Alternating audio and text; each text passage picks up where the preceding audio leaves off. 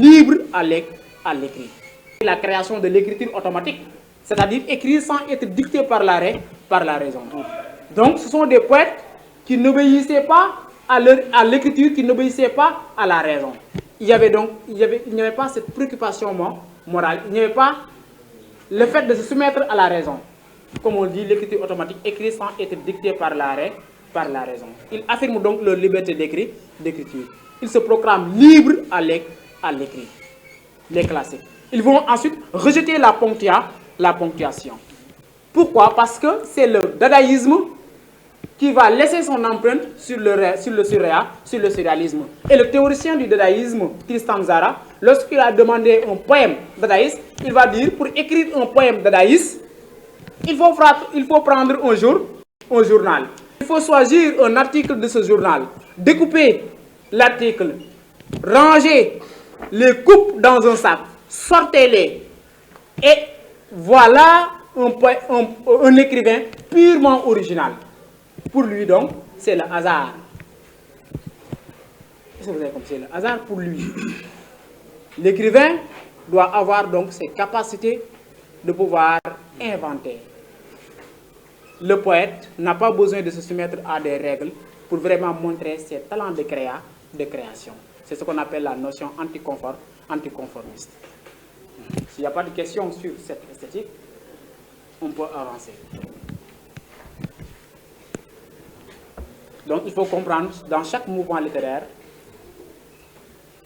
quand vous devez parler d'une fonction, il faut savoir les mouvements littéraires qui interviennent sur cette fonction-là. Question.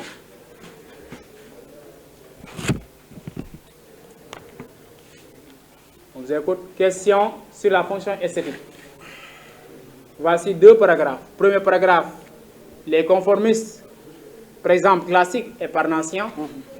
Deuxième paragraphe, les anticonformistes qui sont aussi des artistes, les romantiques comme Victor Hugo, les symbolistes comme Charles Baudelaire qui prônent la prose poétique qui n'obéit pas à la versification, comme Paul Verlaine qui veut de la musicalité dans ses œuvres, et également les surréalistes tels que même Guillaume Apollinaire dans Alcool, il rejette la ponctuation. Et il va créer les calligrammes. Je l'appelle la révolution d'Apollinaire, la révolution esthétique d'Apollinaire. Parce que n'oubliez pas que c'est lui qui a inventé le mot surréaliste dans son œuvre Les Mamelles de Thérésias. Et lui, il va rejeter la ponctuation. Il va rejeter la ponctuation. Et ce rejet de la ponctuation a été même repris par Robert Desnos dans Destinée arbitraire. Parce qu'il va dire, compter tous ces mots, accoupler tous ces syllabes, me paraît un travail fastidieux de fourmi. J'y perdrai mon latin et mon arabe. J'écrirai comme je parle et puis tant pis. Il est un artiste qui dit, j'écrirai comme je parle. Là donc, c'est la liberté dans l'écriture. Dans la poésie négro-africaine, il y a de la prose poétique. Dans le cahier de retour au pays natal d'Aimé Césaire, c'est l'alternance vers-prose. Question?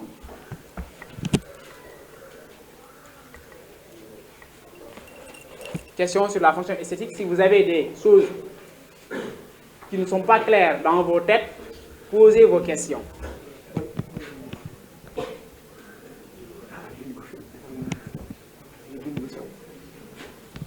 Posez vos questions, on vous donne la parole. Hein.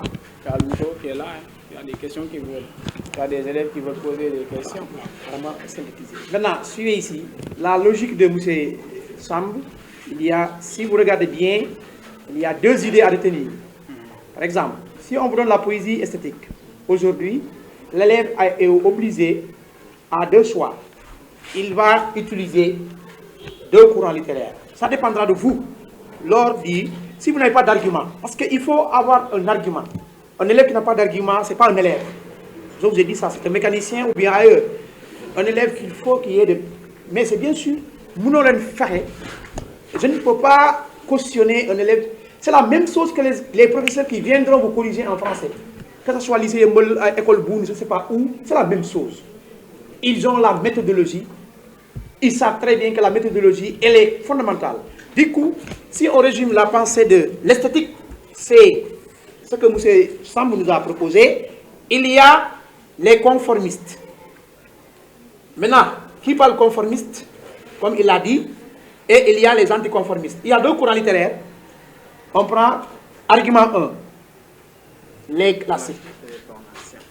Les classiques ne sont pas pour, maintenant, la poésie comme un moyen d'expression des sentiments ou bien comme ce soit.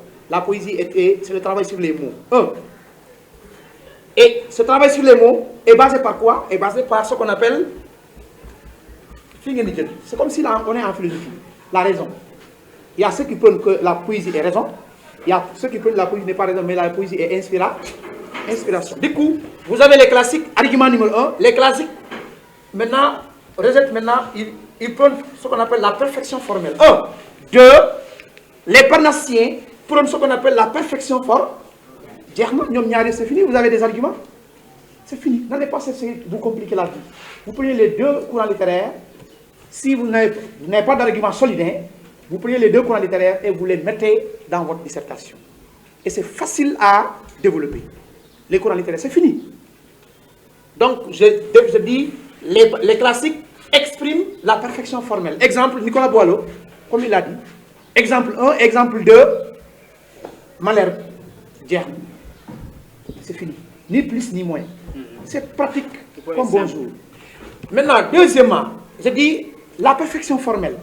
Je cherche des arguments, je n'en ai pas. Je dis aussi le Parnasse. Le Parnasse exprime la perfection formelle. Exemple 1, Nico et maintenant Théophile Gautier. Exemple 2, si vous voulez, si tu veux, vous prenez maintenant Théodore de Banville, vous prenez maintenant Heredia, ou bien vous prenez un autre. Vous avez vu, ce n'est pas compliqué la dissertation. Donc, la manière dont il a expliqué, vous pouvez résumer ça en deux niveaux. Les conformistes, ceux qui respectent les règles, les anticonformistes, ceux qui ne respectent pas les germes. Et il faut aussi, parlant du Parnasse, il ne faut pas penser que c'est seulement Théophile Gautier qui est un parnassien. Il y a d'autres parnassiens, notamment le chef de file Charles-Marie Lecomte de Lille, qui a beaucoup écrit sur la poésie esthétique, sur la perfection formelle, notamment dans les trophées. Son poème intitulé La Coupe. Son poème intitulé La Coupe. Ouais, il dit, prends ce bloc d'argent à droit ciseleur, n'en fais point d'armes belliqueuses. Prends ce bloc d'argent, à droit ciseleur, n'en fais point d'armes belliqueuses. Donc, la poésie pour lui n'est pas une arme.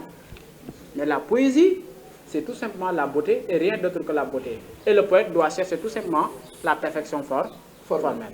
Rien d'autre que ça. Et il faut avoir l'habitude, quand vous prenez deux mouvements littéraires en dissertation, il faut doubler les exemples. Par exemple, j'ai pris le classicisme et le Parnasse. J'ai donné l'exemple de Nicolas Boileau, une citation de Nicolas Boileau. Je dois ajouter également une citation d'un poète du Parnasse, parce que j'ai pris classicisme et Parnasse. Il faut dire, après d'avoir donné la citation de Nicolas Boileau bien expliquée, il faut dire, par exemple, Théophile Gautier abonde dans cette même perspective lorsqu'il déclare. C'est comme ça, hein? Il faut bien organiser le développement.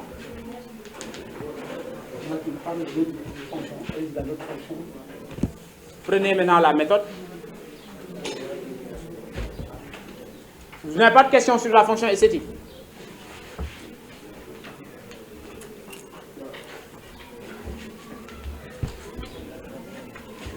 Hein? C'est bon. Donc, on va prendre une autre fonction.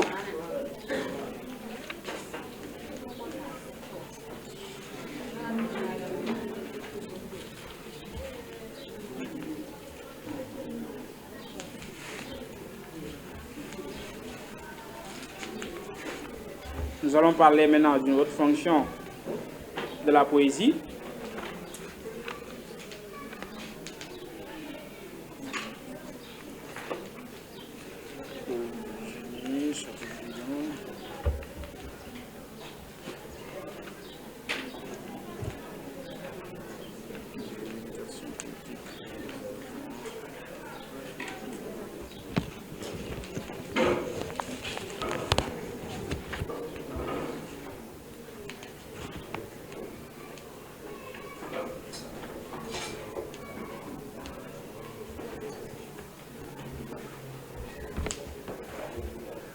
Voilà, c'est fini.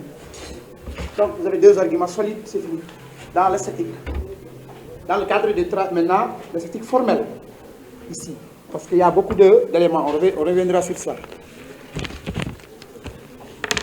C'est bon maintenant. On va prendre la fonction lyrique. Hein? On va prendre la fonction lyrique.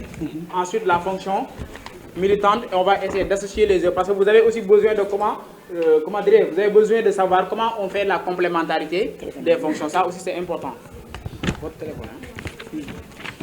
Ouais.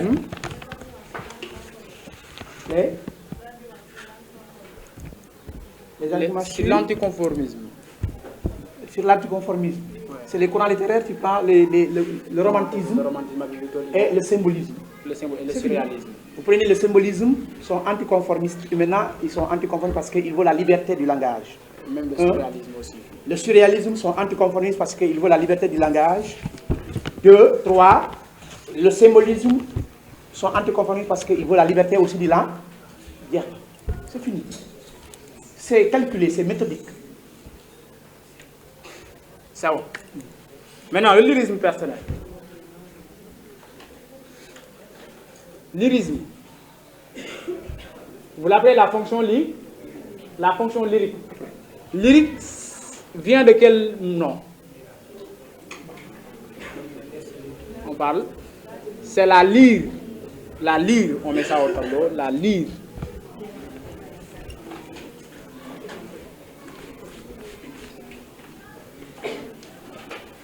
La lyre. La lyre, c'est un instrument de...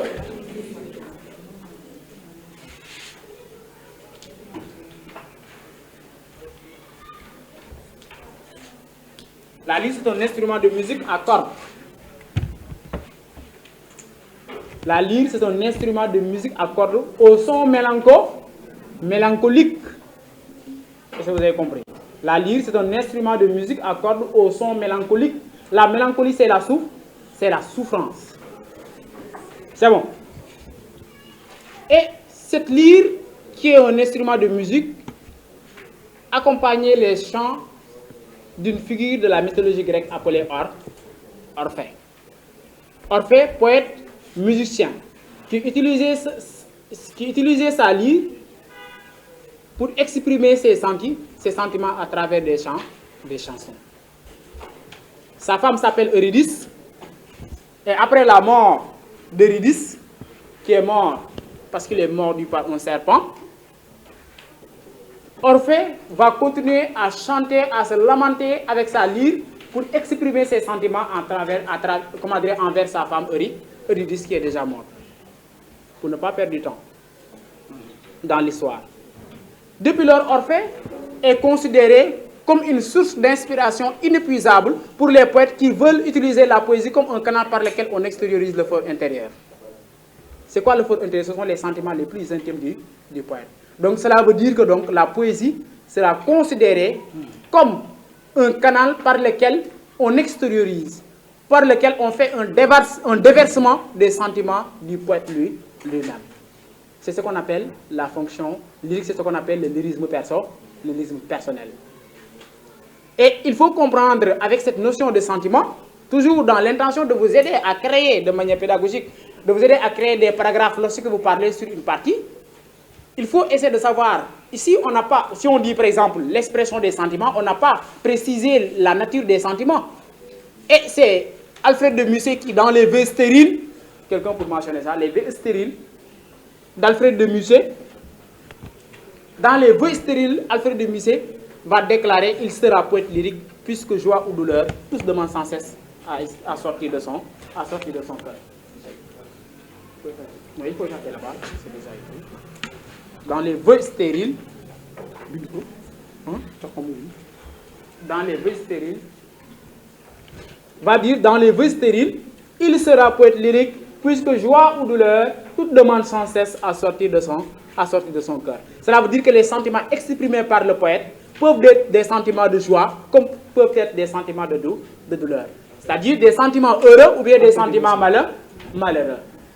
Et comme vous le dites souvent, l'expression des sentiments, on utilise le je, c'est-à-dire la première personne du du singulier dans l'œuvre.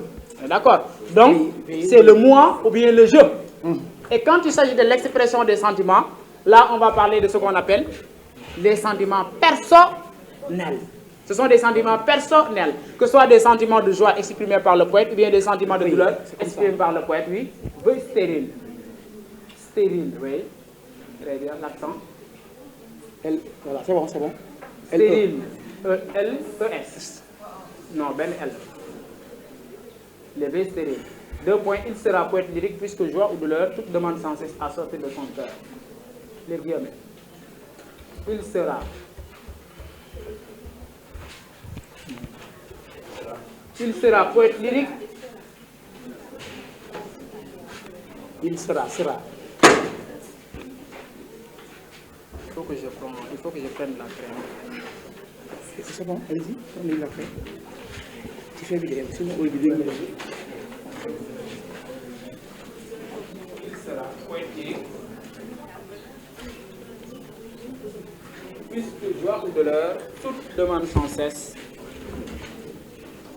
Puisque joie ou douleur, toute demande sans cesse à sortir de son cœur.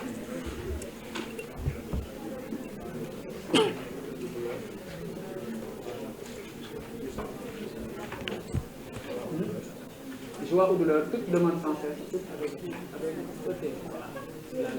toute demande sans cesse, demande EMD.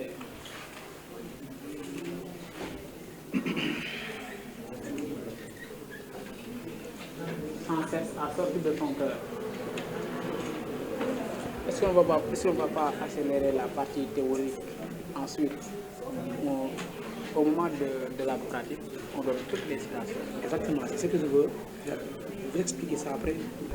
Maintenant, ne vous en faites pas. Après, nous allons vous donner les citations. Pour accélérer, on va vous expliquer. Les citations même, on peut les envoyer même ça. Donc, voilà. C'est bon. Donc, je vous ai dit que on suit, c'est l'expression des sentiments. Et les sentiments peuvent être la joie, comme peuvent être la douleur. Si on parle l'expression des sentiments heureux, c'est-à-dire la joie, là, on est dans ce qu'on appelle le moi jovial. Parce que vous avez dit le moi. Il faut savoir qu'il y a 2 moi dans l'expression des sentiments personnels. Il y a ce qu'on appelle le moi jovial. Là, on est dans la joie. Il y a le moi souffrant ou bien le moi mélancolique. Là, on est dans l'expression de la mélancolie. Ou bien la douleur, la mélancolie. Vous comprenez? Donc, là, c'est l'expression des sentiments personnels. C'est l'égoïsme. C'est l'égoïsme du poète. Et maintenant, le lyrisme personnel existait bien avant le romantisme. Je vais prendre le premier mouvement de la littérature française, l'humanisme. L'humanisme, avec notamment la Pléiade. J'ai précisé encore, les humanistes, les Pléiadiens sont des humanistes. Mais leur mouvement poétique, c'est un démembrement du mouvement humaniste. Leurs écrits est consacré uniquement à la poésie. Cependant, il faut noter que le lyrisme, c'est l'expression des sentiments. Les sentiments exprimés par le poète peuvent être des sentiments de joie, comme peuvent être des sentiments de douleur. Si le poète exprime la joie, le moi ou bien le je est jovial. Si le poète exprime la souffrance, le moi ou le je est mélancolique. Donc l'élève peut avoir, premier paragraphe, l'expression des sentiments de joie. Deuxième paragraphe, l'expression des sentiments de souffrance. Est-ce que vous avez compris? L'expression des sentiments de joie, on l'appelle la célébration. C'est la poésie laudative. A pour thème l'amour, l'amitié ou bien la célébration de la beauté. Je vais par exemple prendre Ronsard. D'ailleurs même, la poésie ronsardienne tourne autour de 3 figures féministes. Hélène, Cassandre et Marie. femme qu'aimait le poète. Ronsard a écrit une grande œuvre appelée Les Amours, dont Ode à Cassandre, Sonnet pour Marie et Sonnet pour Hélène.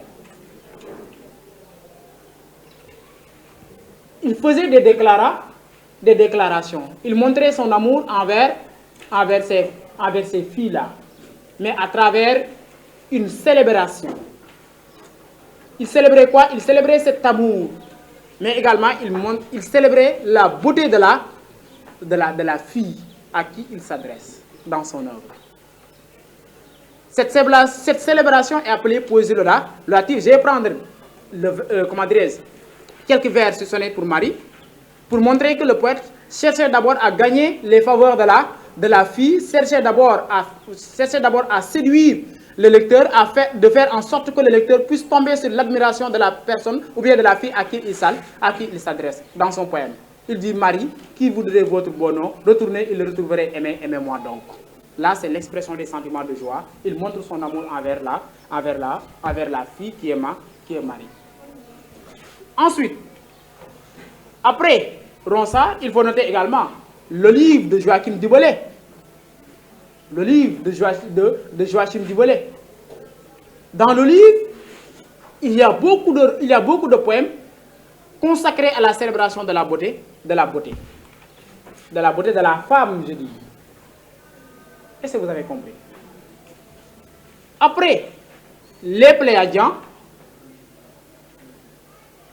on peut noter par exemple le XVIIe siècle. Même le XVIIe siècle est marqué par des poètes qui ont écrit des œuvres lyriques. Si je prends l'exemple de Malherbe, c'est ça la force du lyrisme personnel. C'est-à-dire le poète peut avoir l'intention de montrer son talent artistique, mais lorsqu'il est frappé par quelque chose, il va exprimer forcément ses sentiments. C'est la force des sentiments. Est-ce que vous avez compris? Donc, après l'expression des sentiments de joie, d'amour, célébration de beauté des poètes de la Pléiade, même avec le romantisme, vous avez l'expression des sentiments de joie. Parce que Victor Hugo a exprimé son enfance, ses souvenirs d'enfance dans les contemplations. Il a exprimé également ses souvenirs d'amour avec Juliette. Vous avez compris?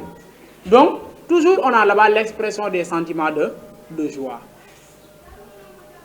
Sans oublier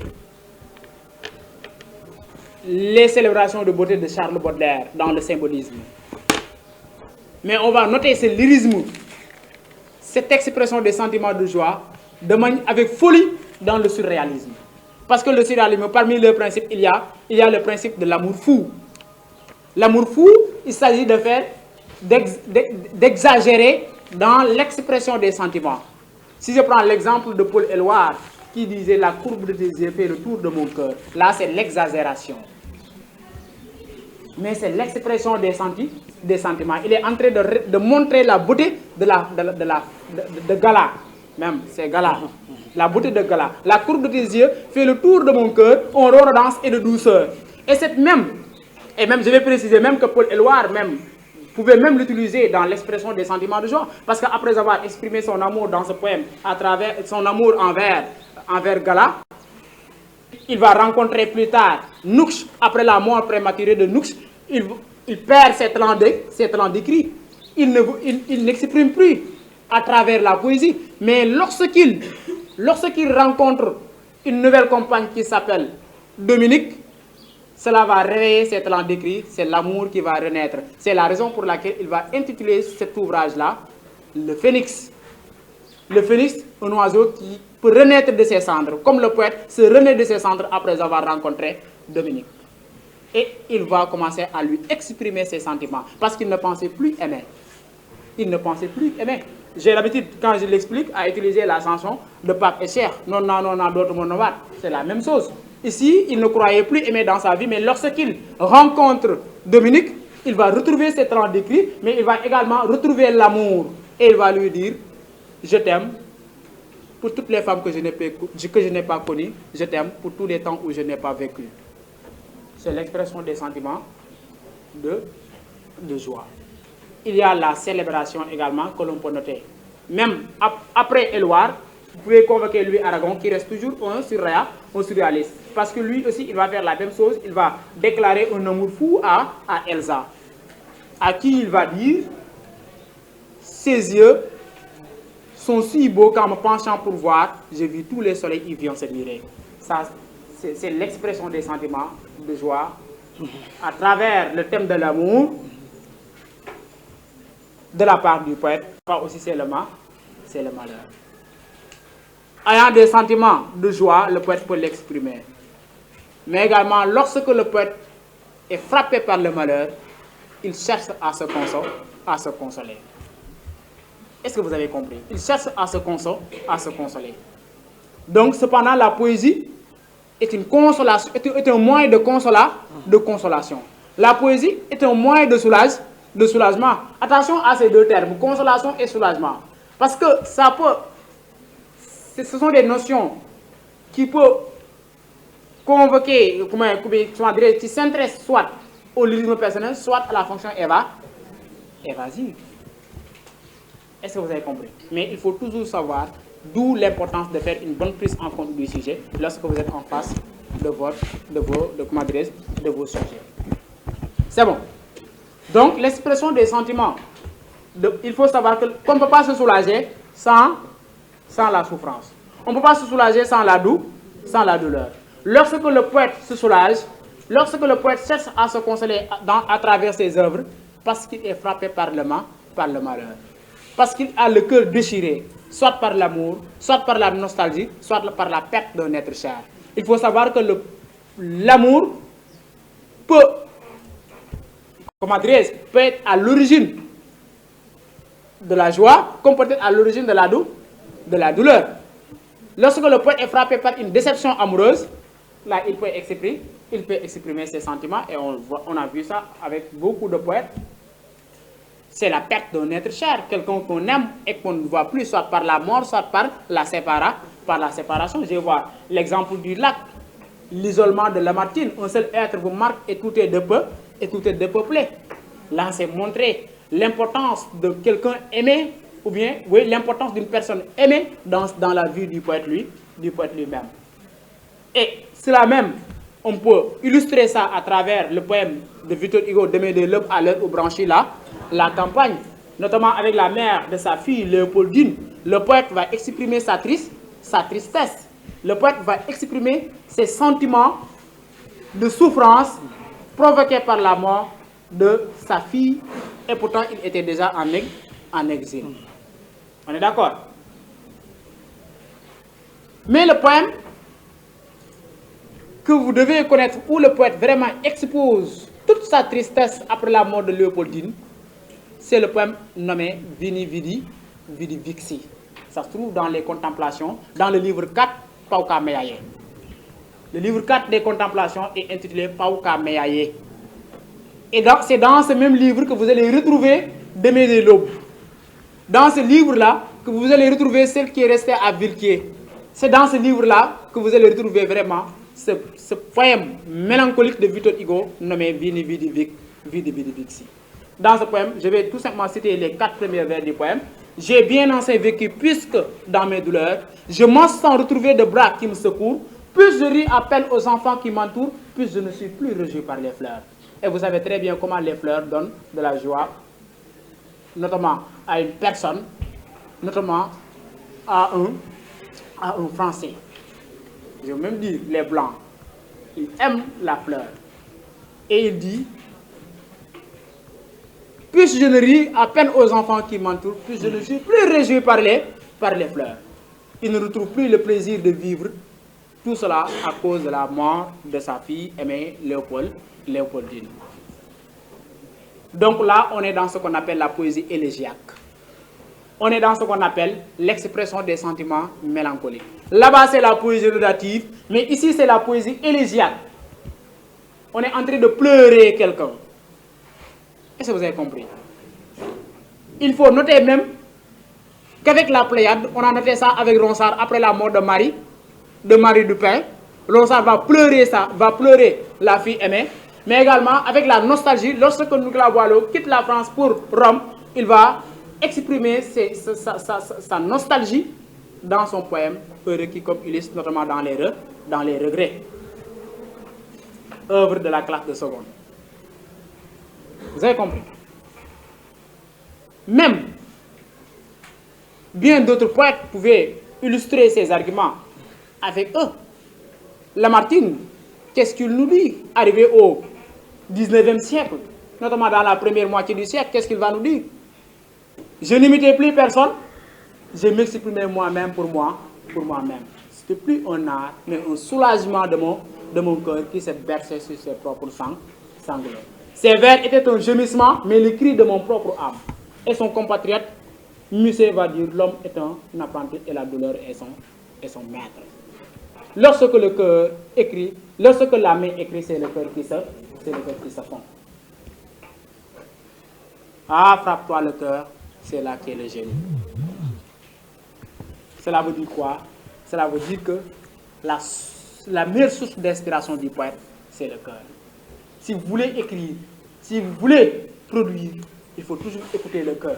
Parce que le cœur ne ment pas. C'est le cœur qui extériorise avec honnêteté ce que ressent l'être humain, à savoir le poète. Donc le cœur est une source d'inspiration inépuisable pour le poète. Est-ce que vous avez compris? Donc voici quelques arguments et exemples en ce qui concerne le lyrisme personnel. Mais quand on parle de lyrisme personnel, là on est dans l'égoïsme. Parce que le poète consacre ses écrits à sa propre vie. Il s'inspire de son monde intérieur. Et il faut savoir qu'à côté de ce monde intérieur, il y a un monde extérieur, mais qui ressent, ce monde-là aussi, ressent ce que ressent le poète. Le poète, voulant être utile, voulant rendre ses œuvres utiles jusqu'à l'éternité, il va faire abstraction de sa propre vie au point d'aller écrire pour l'humanité. Voilà la notion engagée. Ça va me permettre d'ouvrir la brèche vers l'engagement. Si M. Badji n'a pas quelque chose également d'autre à apporter sur la fonction lyrique. Vas-y. C'est bien. Donc, comme il l'a dit, si bien dit, ici, il faut toujours retenir les arguments solides. Ces arguments solides sont quoi? Comme il l'a dit, la joie. Le lyrisme, c'est la joie. Mais cette joie-là, vous pouvez parler de joie, si vous voulez. Ou bien, au lieu de cette joie-là, mélancolie, vous pouvez mélanger. Vous pouvez dire, argument numéro 1, le lyrisme. Nous sommes dans les fonctions, hein, le lyrisme poétique. Le lyrisme, maintenant, on peut dire la thématique de l'amour. C'est fini. L'amour, ici, vous parlez de l'amour. Comme il a dit, l'amour, elle est vaste. Elle n'est pas seulement charnelle.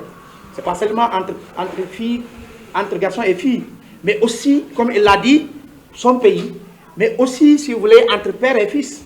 Ou bien père maintenant et fille. Tout ça, c'est de l'amour. Donc, l'amour-là, elle est vaste. Et même, c'est elle qui domine le monde. On reviendra sur ça. Argument numéro 2 aussi, sur le lyrisme, si vous voulez, la thématique de la mort, on reviendra sur ça aussi. La thématique de la mort valide l'expression des sentiments. Parce que les sentiments, on les exprime quand on a une douleur ou bien quand on a une joie, comme il l'a dit. Donc, du coup, voilà un peu qu'on peut utiliser. L'amour, maintenant, le lyrisme aussi, c'est l'angoisse. On reviendra sur ça. Le lyrisme, c'est l'angoisse. Et cette angoisse-là, ça renvoie à ce qu'on appelle, par exemple, la fuite du temps. Il faut prendre ça aussi comme argument. J'ai dit argument 1, thématique de l'amour.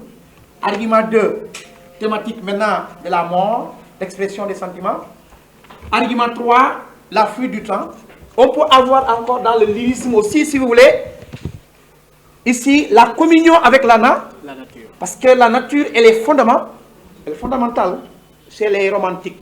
Et d'ailleurs, même la nature même est un lieu de refuge pour les poètes. Lorsque le poète a la douleur, il ressent la douleur. Évidemment. Il va utiliser la nature comme un élément fondamental. Ouais. Donc la nature, elle est, vous étudiez ça, vous dites, la communion avec la nature permet d'exprimer les sentiments. La thématique de la mort permet d'exprimer les sentiments du poète.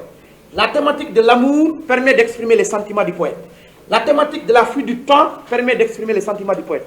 Il y a combien d'arguments? 4. Et il y en a plusieurs aussi. Donc, vous avez des éléments solides pour avoir ce qu'on appelle le lyrisme. Donc, le lyrisme, c'est calculé. Vous avez des éléments susceptibles. Maintenant, on va continuer encore sur d'autres maintenant. La question qui vous aime, engagement. Tout ce que vous voulez, c'est l'engagement. On reviendra sur ça. Là, il faudra être clair avec eux.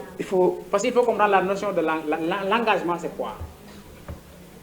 Tous les poètes sont engagés, hein, mais ils s'engagent à faire quoi? Mais si nous parlons d'engagement, c'est au sens sartrien, c'est-à-dire Jean-Paul Sartre, qui pour lui, la littérature ne doit être qu'engagée. D'ailleurs, même dans son livre « Qu'est-ce que la littérature ?», il nous dit « La littérature, c'est une bataille écrite. C'est une autre façon de vouloir la liberté. Si vous avez commencé de gré ou de force, vous êtes engagé. Il ne faut pas accorder à l'écrivain la liberté de tout dire, mais il faut qu'il y ait un public qui ait la liberté de tout changer. »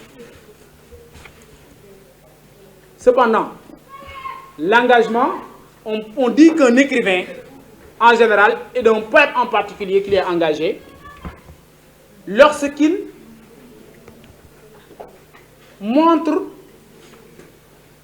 manifeste sa prise de conscience de son appartenance à la société à travers ses œuvres.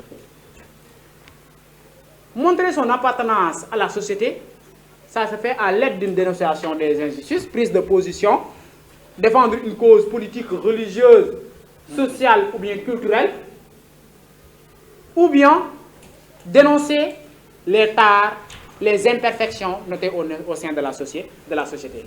De là, vous entendez deux fonctions différentes dans l'engagement. Il y a la fonction dénonciatrice qu'on appelle la fonction militante. Le poète est un militant, il est un activiste. Il y a la fonction également didactique qui met l'accent sur la recherche du bien. La recherche de la vérité, c'est la fonction militante. La recherche du bien, c'est la fonction didactique. Mais toutes les deux fonctions sont des fonctions engagées au sens sartrien. Je précise encore, au sens de Jean-Paul Sartre. Selon son livre, Qu'est-ce que la littérature? Première fonction, la fonction militante. Dans militante, vous avez la notion militant. Un militant est un activiste. Il est un défenseur. Comme le disait Victor Hugo, je n'écris pas un livre, je pousse un cri. J'aurais été poète, j'aurais été soldat si je n'étais poète. Donc il est en train de comparer le poète à un soldat. Quel est le rôle d'un soldat? C'est le fait de défendre. Le soldat a pour mission de défendre sa patrie. Victor Hugo aussi, sachant qu'il est un membre de la société, qui fait partie de la société, qu'il va chercher à défendre également sa patrie à travers ses écrits. C'est la raison pour laquelle il est considéré comme un porte-étendard. Il est considéré comme un porte-drapeau. C'est-à-dire quelqu'un qui représente qui? Représenter la patrie. Parce qu'au sein de la patrie, les hommes, quand ils expriment, ils peuvent ne pas être entendus. Alors que le poète, il a ce pouvoir-là, il a les capacités de parler en haute voix et qu'il est entendu lorsqu'il lève la voix. C'est la raison pour laquelle lui, il fait abstraction de ses propres sentiments, voulant exprimer les sentiments des hommes. Parce que la poésie est une arme. La poésie est une arme qui vise à éradiquer, c'est une arme qui vise à décimer tout ce qu'on considère comme injustice dont les hommes sont victimes. Cela a été noté depuis l'humanisme. N'oubliez pas que l'humanisme, c'est le 16e siècle, avec la Pléiade. Le 16e siècle est marqué par des conflits religieux, opposant catholiques et protestants. Au 16e siècle, la France a été ensanglantée par des enfants de même patrie, des enfants de même religion, qui est le christianisme. Ces enfants-là sont entrés, les uns veulent défendre la vision réformiste, les autres veulent également défendre la foi catholique. Cela est à l'origine des confrontations religieuses du moins. Et cependant, les poètes de cette période ils étaient de véritables, par exemple Ronsard, il prônait la poésie lyrique, mais avec l'éclatement des conflits religieux, il fait abstraction de ses propres sentiments, au point de mettre ses écrits au service de la population, au service des hommes, parce que les hommes ont besoin de la littérature en général, et en particulier de la poésie, pour pouvoir se débarrasser des malheurs, des maux collectifs que l'on note au sein de la société. Il va écrire le discours des misères de ce temps. Mais dans le discours des misères de ce temps, J'ai quelques vers qui m'ont beaucoup manqué quand je les ai lus. C'est lorsqu'il s'adresse à l'historien. Il n'a pas encore vu l'historien, mais il écrit parce qu'il sait très bien que ces écrits-là vont demeurer éternels. C'est ça l'utilité de la poésie. Les œuvres, quand ils sont utiles, ils doivent être utiles éternellement. Ils ne vont jamais disparaître. Et c'est le cas de l'œuvre de Pierre de Ronsard, le discours des misères de ce temps.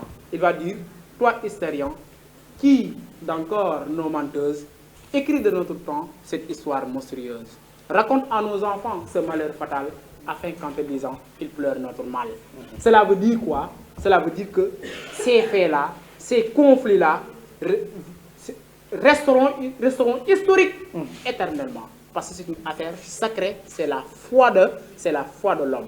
Et la nuit de Saint-Barthélemy reste inoubliable dans l'histoire de la France, notamment dans l'histoire de la religion chrétienne. Ils ont posé là-bas les bases d'une poésie militante. Ils ont posé là-bas les bases d'une poésie qui doit se mettre au service de la patrie. Ils ont posé là-bas, ils ont montré que la poésie ne doit plus être un canal par lequel on extériorise. La poésie ne doit plus être un moyen de chanter ses propres sentiments en somme, mais la poésie, quand la patrie a besoin d'elle, doit rapidement se mettre auprès ou bien au service de la patrie. C'est ce qu'on va noter, notamment au 19e siècle avec le romantisme. Dans le romantisme domine le lyrisme personnel. Mais c'est une période marquée par ce qu'on appelle par des événements politiques. Par des événements politiques, beaucoup d'injustices. C'est la raison pour laquelle Lamartine va déclarer au 19e siècle, notamment en 1848, parce qu'il va se plonger dans ce qu'on appelle la vie politique, et va faire abstraction de ses sentiments, et va déclarer, la poésie sera de la raison santé, c'est là sa destinée la plus longtemps. C'est là sa destinée plus longtemps. Elle sera philosophique, religieuse et sociale. Donc, le poète doit défendre une cause. Ce sont ces causes-là que nous allons essayer de comprendre. Parlant des causes politiques, nous sommes dans ce qu'on appelle des faits, des injustices issues de la politique. Les guerres, tous rentrent dans ce qu'on appelle la politique. Et Lamartine montre que le poète doit abandonner son art. Le poète ne doit plus chanter quand la patrie est menacée. Allez voir le poème à Némésie. Honte à qui peut chanter pendant que Rome brûle. S'il n'a les yeux, le cœur et la voix de Néron. Et là, pour lui, le poète doit abandonner son art. Le poète doit faire abstraction de ses propres sentiments quand la patrie est menacée. Parce que là, ce n'est plus une question personnelle, mais le poète doit prôner ce qu'on appelle l'universalité. Le poète doit prôner ce qu'on appelle l'expression des mots collectifs. Parce que le poète est avant tout un membre de la société. À côté également de ses parnassiens, pour ne pas perdre du temps, notez au XXe siècle, je vais prendre rapidement le surréalisme. Le surréalisme, dans la définition d'André Breton, vous n'êtes pas un membre de la société. Ils vont se démarquer de l'esthétique, ils vont se démarquer du hasard, ils vont se démarquer de l'automatisme et vont prôner ce qu'on appelle l'engagement et vont publier des textes engagés. Je vais prendre l'exemple de Robert Desnos avec l'honneur des poètes. Ce cœur qui haïssait la guerre, voilà qui bat pour le combat et la bataille. Sans oublier Barbara de Jacques Prévert. Sans oublier également la guerre et ceux qui sont suivis, écrits par André Breton.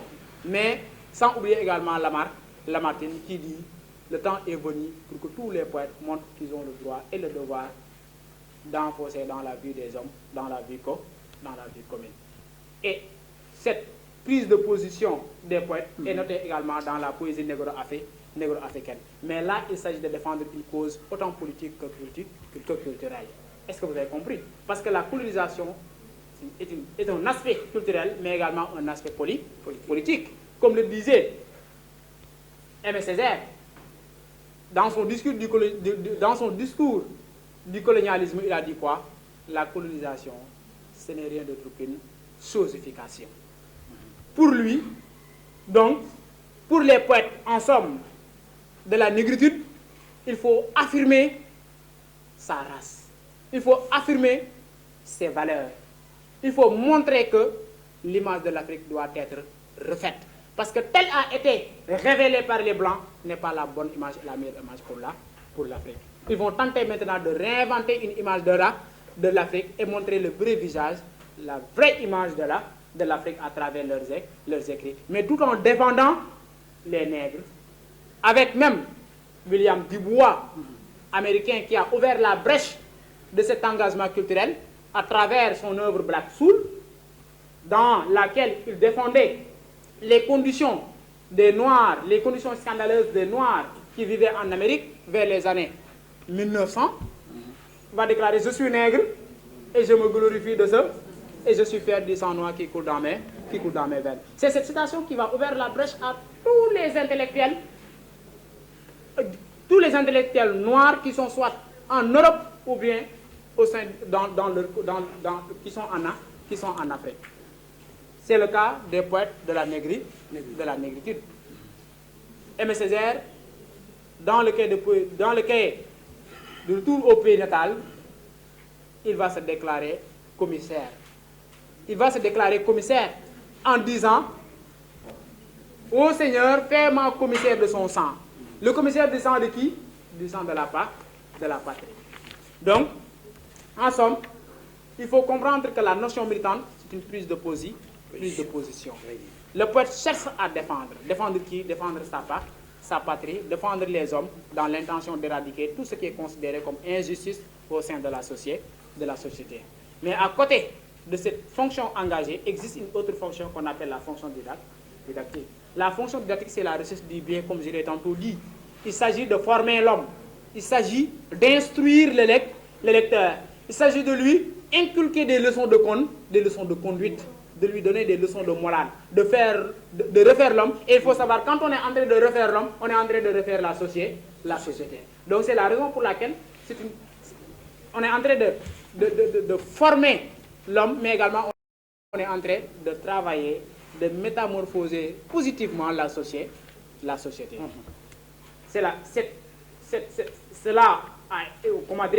Cette fonction, on la voit avec les poètes de la Pléiade, notamment avec l'invitation de Pierre de Ronsard qui nous invite à vivre le moment présent, ce qui est une morale épicurienne. Il dit,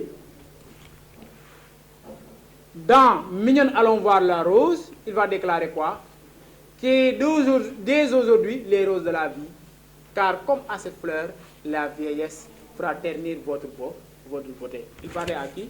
Il parlait aux jeunes filles. Vivre le moment présent. Il faut vivre le moment présent parce que dans quelques années, vous allez tous vieillir.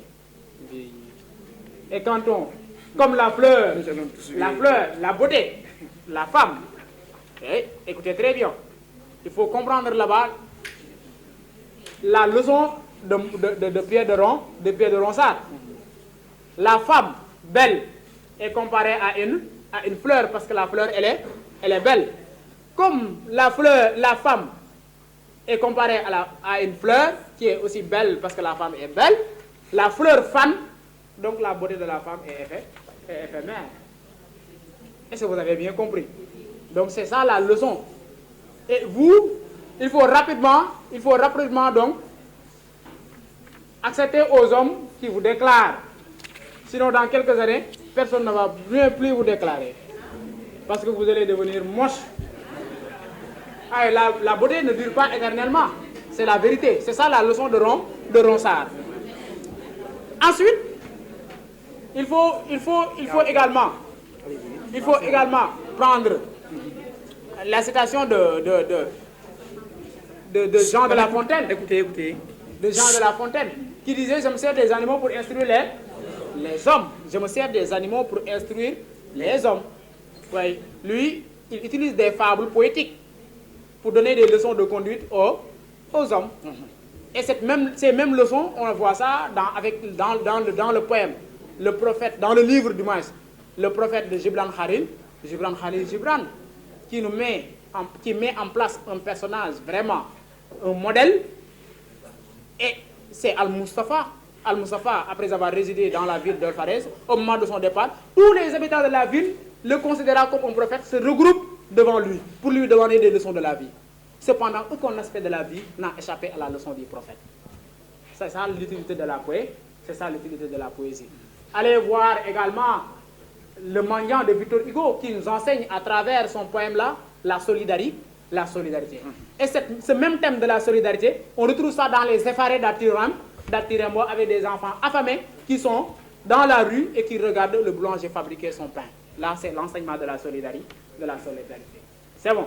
Dans la poésie négro-africaine également, on tire des leçons de conduite. On est en train de prendre conscience de nos valeurs.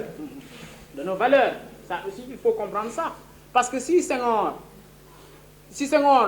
peint Joal comme un paradis, c'est comme il est en train de peindre toute l'Afrique. Est-ce que vous avez compris? Il nous révèle, il nous montre vraiment nos valeurs à travers la poésie négro-africaine. Avant d'avancer dans la complémentarité du militantisme et du lyrisme personnel, je laisse M. Badji apporter des approfondissements.